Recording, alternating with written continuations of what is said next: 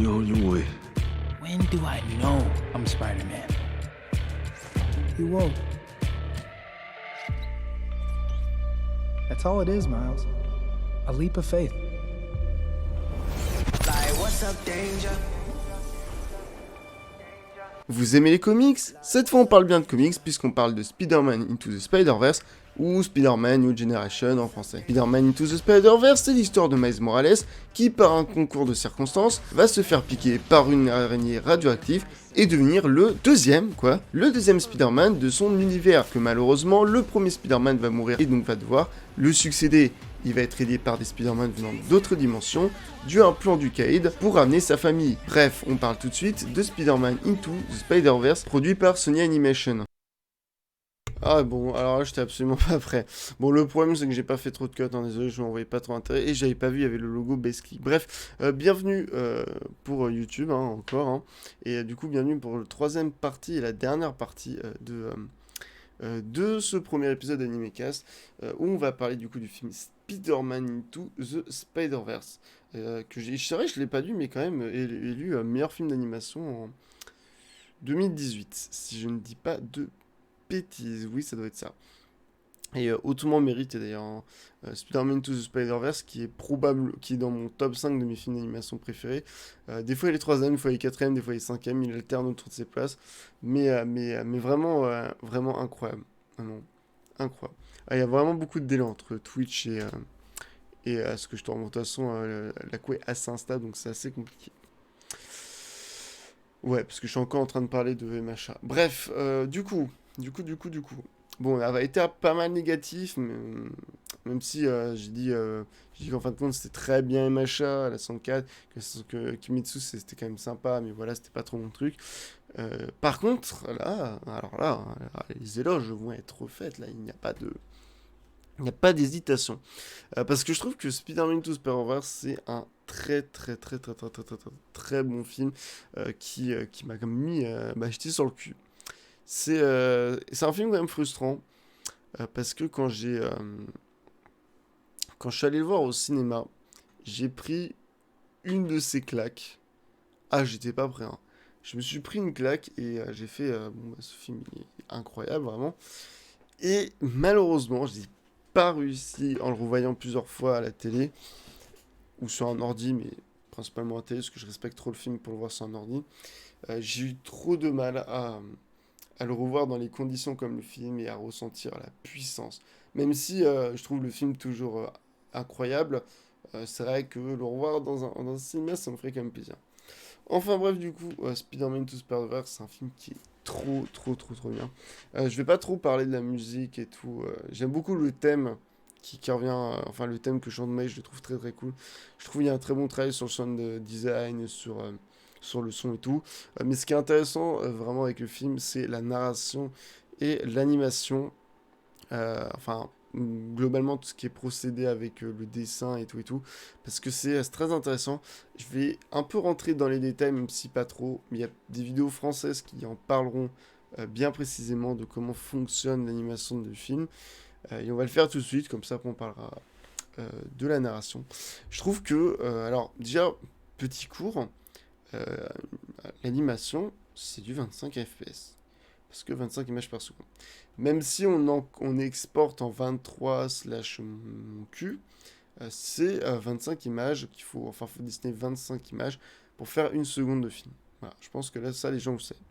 Et ce qui est très intéressant avec le film de Spider-Man, c'est que la règle n'est pas toujours respectée. Miles Morales, jusqu'au passage voilà. Non, merde. Je me suis trompé, bien joué. Jusqu'à ce passage où ça y est, il est plus en 12 images par seconde, il est en 24-25 comme tous les autres personnages. À la base, Miles, il est saccadé en fait, ça se voit. Quand on compare le mouvement de Peter Parker au mouvement de Miles Morales, on se dit, ah oui, c'est pas pareil, effectivement. C'est pas pareil.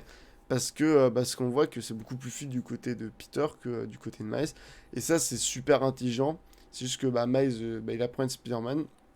Donc il sait pas en fait comment c'est. Et vu que du coup, il est pas à l'aise, il n'arrive pas à être dans son rôle doit tenir. Et je trouve ça, c'est juste un procédé tout con, mais le fait qu'il saccade et tout, qu'il ait ce côté pas du tout. En plus, par rapport aux autres personnages, il est vraiment présent. Je trouve que c'est vachement intéressant, c'est un procédé tout con, mais ça aide beaucoup. Et c'est un truc qui revient dans d'autres passages, mais le fait que Miles soit tout le temps en 12 FPS, je trouve ça très agréable. Je trouve ça. C'est pas agréable, ça c'est pareil. Mais c'est très intéressant. Et je trouve que c'est en soi une excellente idée. Et c'est pour montrer que faire évoluer des personnages, que montrer leur état d'esprit, c'est pas que par le visuel, mais c'est aussi. Pardon, c'est pas que par la narration, mais aussi par le visuel.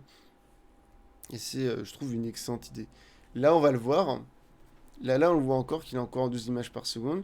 Et là, c'est très intéressant, on compare le mouvement et on sent qu'il est moins à l'aise, mais on ressent déjà que mélanger, et d'ailleurs cette scène a dû être terriblement dure à faire vu que Peter Parker est en 24-25 images par seconde et pas Miles, hein, ça devait être un calvaire pour les animateurs, mais on sent vraiment la comparaison comme au début de la séquence et c'est juste trop bien.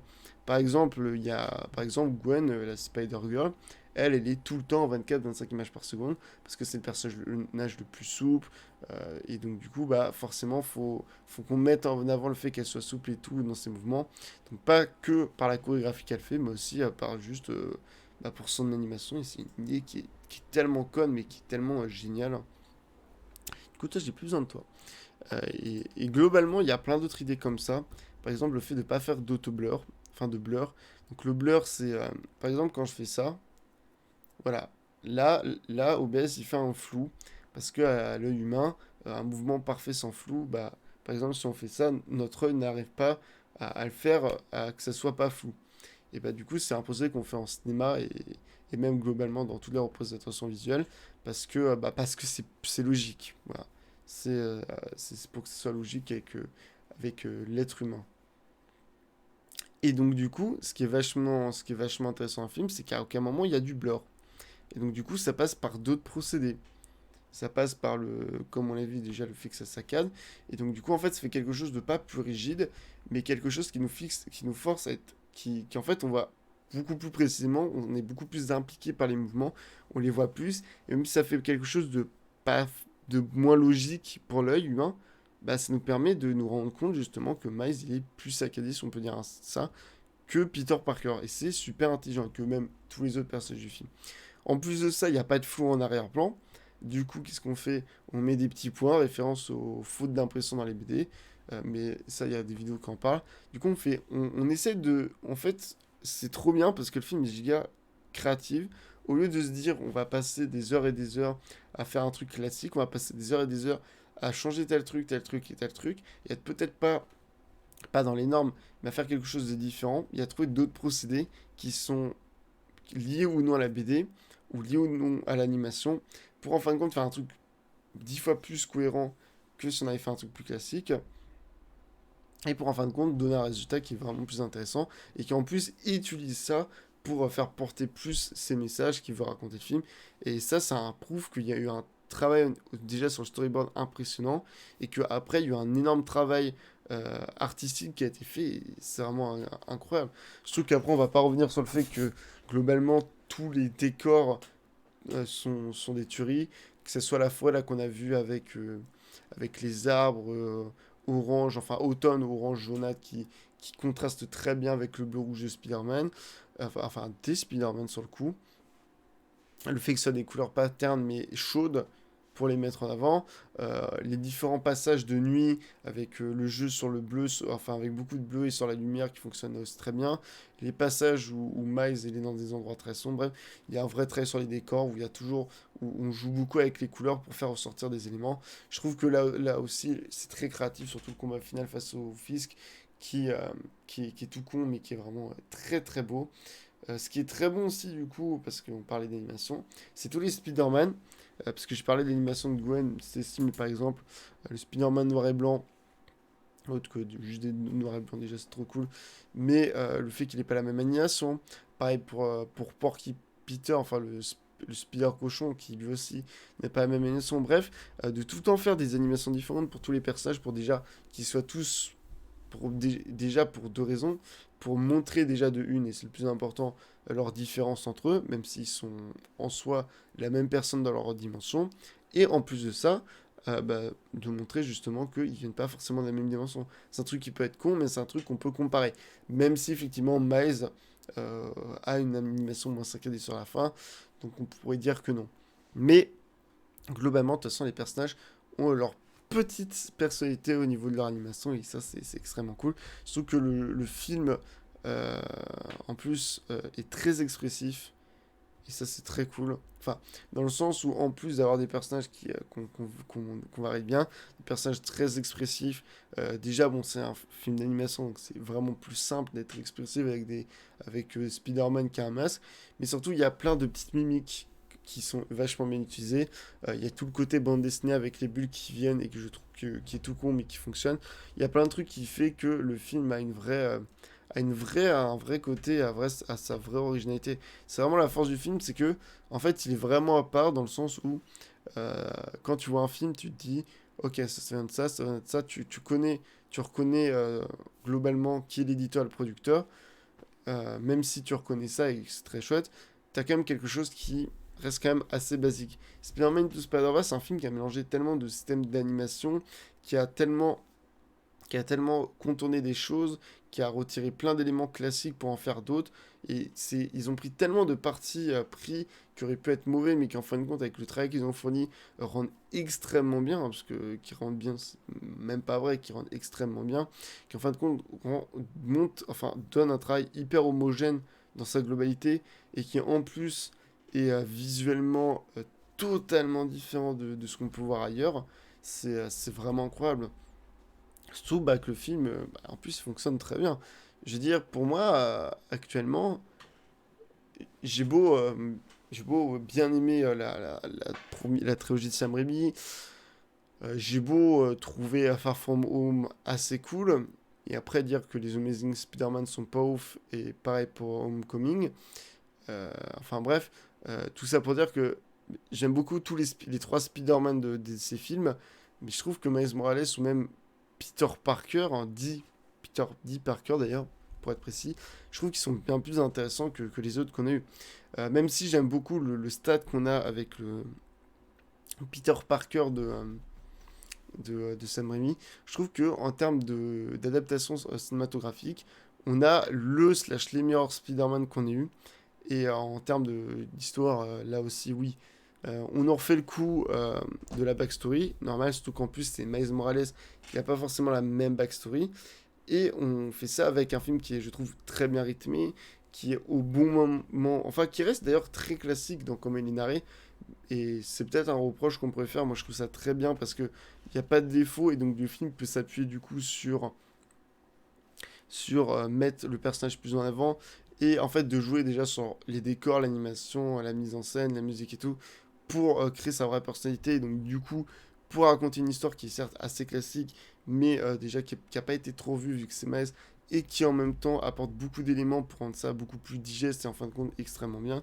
Ce qui fait qu'en fait le fait que ce soit une histoire classique quand même, je trouve que c'est le truc qui fait que en fin de compte, c'est bien plus intéressant de suivre ce Spider-Man qui est vraiment beaucoup plus cool, qui a un vrai travail, qui a une vraie évolution au sein d'un film en plus. Après, les autres films ont été construits pour être sur plusieurs films, certes, mais qui sur un film est 15 fois plus intéressant, qui a un vrai travail sur lui et sur les autres Spider-Man que je trouve sur les autres. Même si on pourra me citer des passages vraiment très très cool d'autres films Spider-Man, je trouve que dans sa globalité, celui est très très bon, surtout que on peut le dire, le saut de l'ange de Miles Morales est, je pense, la meilleure séquence qu'on a eue de tous les films Spider-Man. Je pense que. Après, c'est plus facile vu que c'est un film d'animation, mais il est tellement plus impressionnant, tellement plus. Il marque tellement. Voilà. Le plan avec la glace, c'est. Il y a vraiment là-dessus, la mise en scène oh. Je regarde le truc là et ça me rend. Je trouve ça incroyable. Il y a un vrai travail sur la mise en scène qui rend toute la séquence impressionnante, qui te fait un vibe. Si tu. Je veux dire, moi je connaissais déjà Spider-Man, mais quelqu'un qui découvre Spider-Man avec ce film, forcément il devient fan. Surtout que on a eu le jeu vidéo en plus d'Insomniac Games qui était là aussi très très bien. Qui a pour moi le meilleur Spider-Man par contre. parce qu'il est doublé par Donald Renew, c'est un peu vrai. Et puis parce qu'il regroupe ce que j'adorais dans le suite de Sam Raimi, mais avec une histoire, un développement que je trouve extrêmement bien. Et c'est vrai que du coup, ce Spider-Man ne peut pas avoir le gros point positif de Sam Raimi, c'est-à-dire, bah, je préfère Spider-Man quand il connaît déjà un peu ses pouvoirs. Et après, le film s'en sort extrêmement bien parce qu'il est vraiment excellent, parce que justement, on nous montre à avoir ses pouvoirs. Mais j'aime bien avoir un Spider-Man qui est un peu plus adulte et tout, et qui du coup aura plus de choses sur lui qui le fera. Enfin, ce que j'aime beaucoup, c'est le fait que vu que c'est un Spider-Man plus adulte, plus vieux, ça fait qu'il a beaucoup plus de pression et beaucoup plus de choses à gérer en dehors d'être Spider-Man. Et surtout, il a le recul d'être un adulte, ce qui fait que ça apporte beaucoup plus de choses. Et je trouve ça vachement intéressant. Je dis pas que Miles Morales est donc du coup moins intéressant, mais juste que je trouve que Miles Morales, il avait moins de choses qu'on pouvait lui emmener que par exemple le Spider-Man des jeux PS4 ou de Sam Raimi. Et je pense que d'ailleurs dans le Spider-Man to Spider-Verse 2, si ça s'appellera comme ça, enfin logiquement oui, je pense qu'on aura un Miles qui là sera confronté à une situation bah, qui pas juste sauver sa ville, mais qui, enfin, là il a quand même sauvé une dimension, mais qui sera vraiment beaucoup plus importante et on pourra le ressentir à ce moment-là. Mais c'est vrai qu'en termes de narration, de développement de personnages, le film là aussi est vraiment très très cool. Du coup, bah, Spider-Man to Spider-Verse, c'est un film que je trouve excellent, vraiment. Tout ce qu'il fait, c'est vraiment maîtrisé. C'est juste un film qui est artistiquement et visuellement et une tuerie. Je pense que j'ai pas grand chose à dire. C'est un film qui en fait est très classique dans son déroulé, mais tu pouvais pas faire mieux, je pense.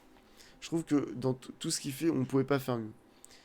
Et c'est pour ça que j'attends beaucoup le 2 parce que je pense que le 2 aura des enjeux plus importants, plus grands du coup, et qu'on pourra avoir quelque chose qui sera plus développé, travaillé, et qu'on pourra peut-être l'avoir un film qui vous proposera plus de trucs, et que s'il est parfait dans ce qu'il fait là encore, sera encore plus bon, et il sera juste incroyable, mais vraiment. Du coup, bah, regardez Spider-Man to Spider-Verse. Bon, j'avoue, j'étais un peu court sur Spider-Man, j'aurais pu en parler plus lentement, mais je vois pas l'intérêt de passer 15 000 heures et tout. Si j'avais voulu faire un truc plus long, j'aurais fait un truc plus long sur l'animation, mais c'était pas le but non plus. J'aurais pu parler un peu plus de la narration, du passage du flambeau, c'est vrai. Le film a vraiment un très beau passage de flambeau entre le premier Peter Parker qui lui fait totalement confiance, qui lui donne, qui lui passe le flambeau, enfin qui lui passe pas le flambeau, mais qui lui dit qu'il l'aidera et tout, et qu'il pourra pas, ce qui du coup laisse Morales dans un putain de traumatisme, hein, c'est vrai, genre il sait pas quoi faire, personne du coup peut le comprendre comme les autres Spider-Man. De plus, avant c'était compliqué et tout, et qui va se retrouver avec un nouveau Peter Parker qui va lui apprendre les ficelles et qui va en fin de compte lui aussi lui faire confiance. Je trouve ça très très cool. Et du coup, merci et à plus YouTube hein, pour un prochain AnimeCast.